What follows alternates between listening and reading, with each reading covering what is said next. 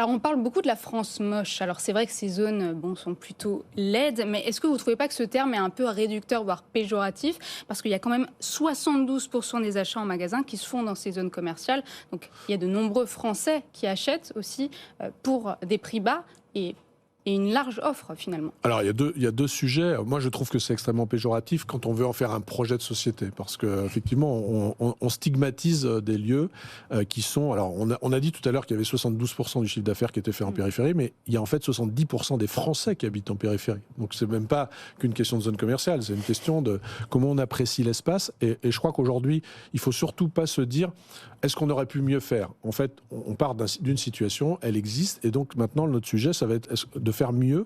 Et moi, je suis vraiment, et je le défends régulièrement, contre l'utilisation de cette terminologie de franche moche, parce que, en fait, on y reviendra sans doute tout à l'heure, tout ça va prendre beaucoup de temps. Et quand on commence à partir de ce type de vocabulaire, en fait, on va avoir une France moche pendant 30 ou 40 ans. Et ça, c'est pas une bonne manière de prendre les choses. Ça va être progressif. Et donc, il faut partir d'un sujet positif et de se dire comment on peut faire mieux et comment on peut les améliorer dans les années qui viennent.